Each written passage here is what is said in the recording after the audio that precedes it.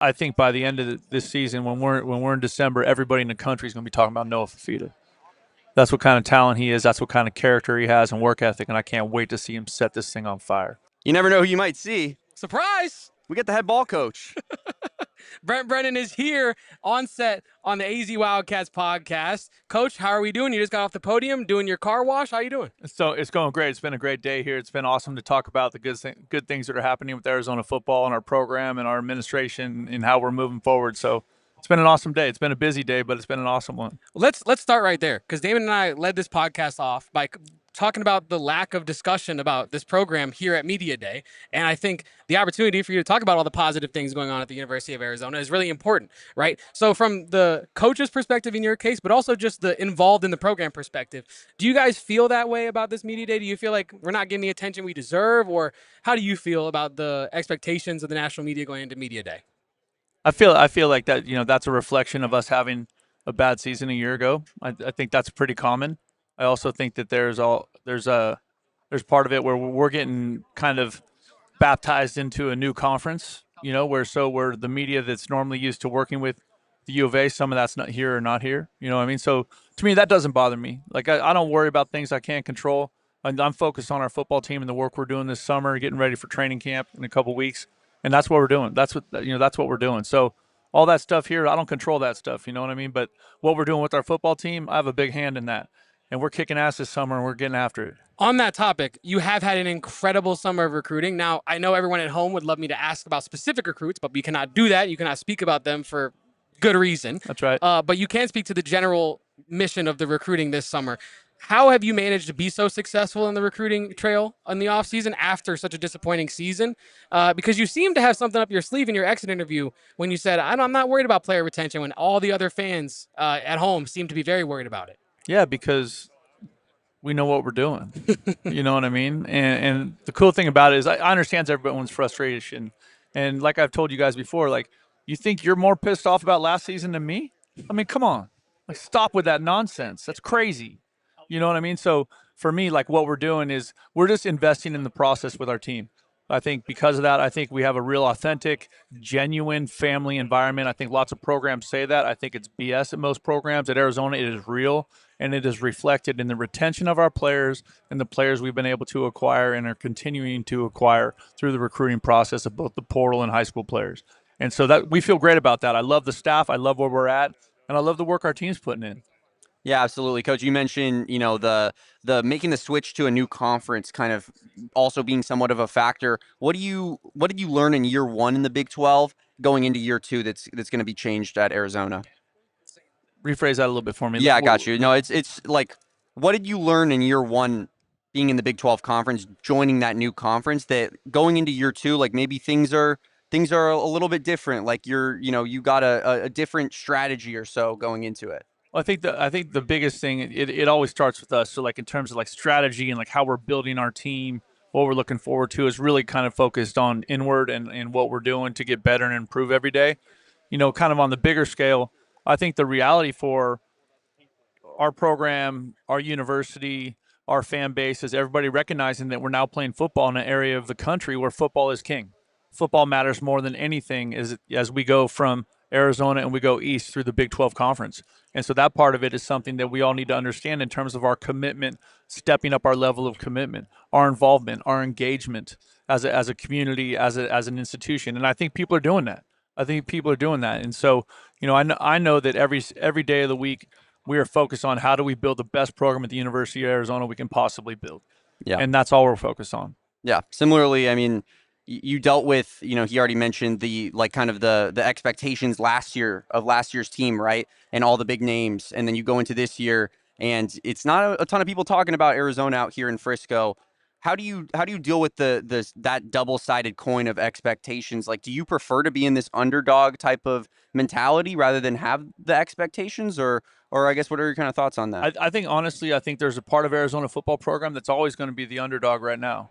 We have not sustained winning at a high level for decades over decades. That's the challenge. That's the fight we're fighting, and I love it. Let's go. Our players are down for it, and so am I. And so as I look at it, I'm like, that's okay. We are going to build something that everybody at Arizona is going to love watching and be proud of when we walk out on that field.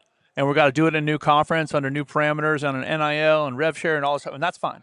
There's been more change in college football in the last 18 months than there was in the previous 100 years of college football. So like we're navigating all this stuff aggressively, and I'm fortunate because we have great alignment from our president Garamella with our athletic director Desiree Reed Francois. Like we understand what we're doing and how we're going to get there, and the process is going to be fun.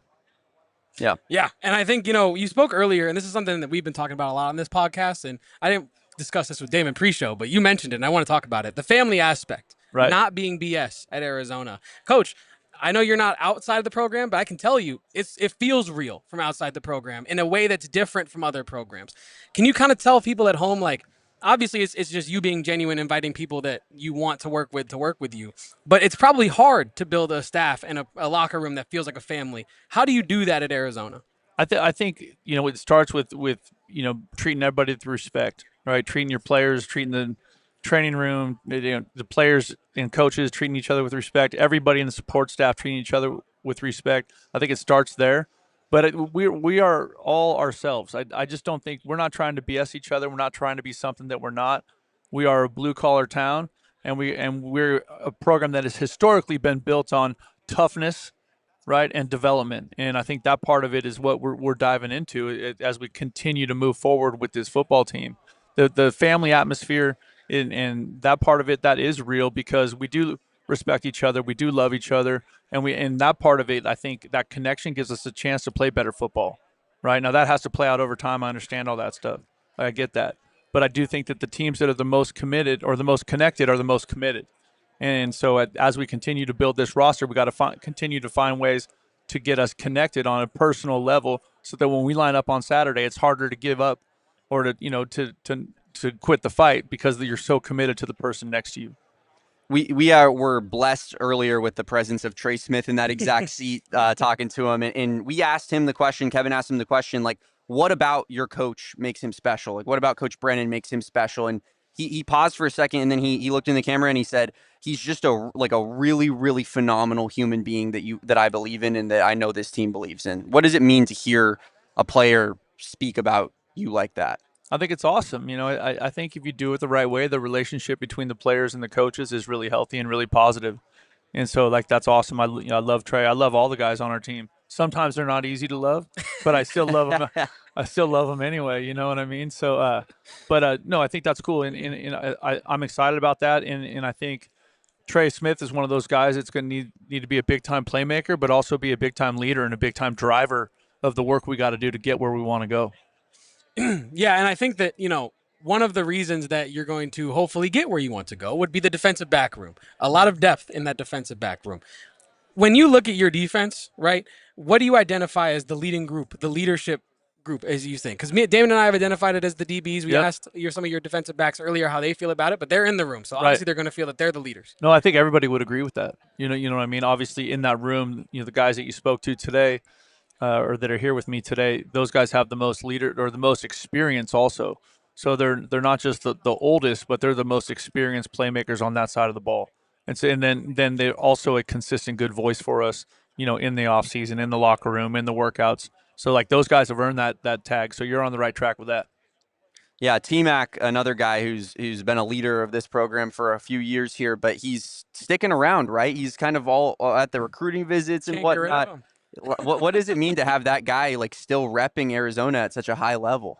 T-Mac is an incredible human being. You know what I mean? I think sometimes that gets lost in like the playmaking and the first round draft pick and all that stuff. But at his core, he's an awesome person, and he's an authentic. He is who he is all the time, and I think that's one of the reasons why we got along so well. I think that's one of the reasons why he was such a good fit at the U of A, right? Because the city really like leaned into him, and he really leaned into the city. Yeah, and Noah Fifita, like you mentioned, all the guys aren't easy to love, but that's a guy who is easy to love, right? And one thing that we've taken note of, and I know your offensive coordinator has as well throughout this offseason, is lots of quarterback lists in the Big 12 with Noah Fifita kind of towards the bottom. Right. How does that make you feel? I know Seth Dagey is fired up about it. Yeah, I think I said it a couple minutes ago on the big stage. I think by the end of this season, when we're in December, everybody in the country is going to be talking about Noah Fifita. That's what kind of talent he is. That's what kind of character he has and work ethic. And I can't wait to see him set this thing on fire. I asked you a similar question at the spring showcase when we spoke, but I want to reiterate it here today because of what I heard you say on that big stage, where you were asked a question about Noah Fifita having a down year last year, and you jumped right out and said, like, that's not his fault. Yeah. It was my fault. It was Brent Brennan's fault. How can you, as his head coach this year, facilitate success for him, and what does success for Noah Fifita look like next season? Yeah, I mean, I think what success looks like for him next season, he will tell you, is playing meaningful games late in the month of November, being in the conference hunt, having a chance to win the conference championship. Because everything that Noah Fifita talks about is team-based goals, right? Like that's the way his mind works. You know, for me, looking at him, the kind of season he has is for him to be an all-conference player, for him to be a player that's throwing for big numbers week in and week out, explosive plays, you know, consistency, accuracy, that kind of stuff. Some things that are like a little bit more maybe easier to measure in terms of like statistically. But, you know, my expectation for him is for him to be the best quarterback, you know, in this conference coming out of December. That's what I expect from him. When you hear Seth Dagey talk about these lists and whatnot, what do you think about that? I think I don't like for me, I don't worry about the stuff I don't control. You know what I mean? I think that part of it, if I did that as a head coach, my head would be spinning all the time. You know what I mean? So for me, like, and same thing but no, I think for Noah, can that be motivating? Absolutely. For our team, can that be motivating? Absolutely, and it should be, right? And so, like, that part of it, there's a time and a place for that to serve as motivation, for that to serve as something that they look at and play with a little extra chip on their shoulder, and I like that, you know. But like, I don't like, for me, I'm not going to worry about like some person saying something negative about me on social media or in the paper. Like, I don't control that. Like, the easiest way to control that is to play better. And I've been doing this long enough to where, like, even when you win, people talk crazy. So it doesn't matter. Yeah, I'm a big you know, getting Twitter arguments guy. So you know that it's like if I'm not getting in the fights for Noah Fifita because of the thing you just said, like, we need to play better football next season. And if we do and they still disrespect him, I'll be at the front lines making that happen. But Coach, real quick, I did want to just get a nice funny question in for you. Okay. Did you see this? You're now in the game, EA College Football 26. They got your face on there.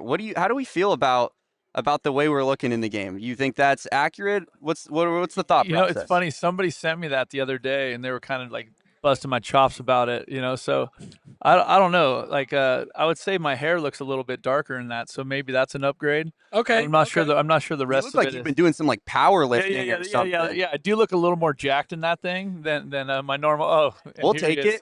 Yeah. We'll take it. Yeah, that's all right. But well, we appreciate you, Coach Brent Brennan. Second time on with the program, and hopefully not the last time. So we will see you later, and thanks for spending time with us out here in Frisco. All good, man. Appreciate you guys. Yeah. Bear down. Bear down.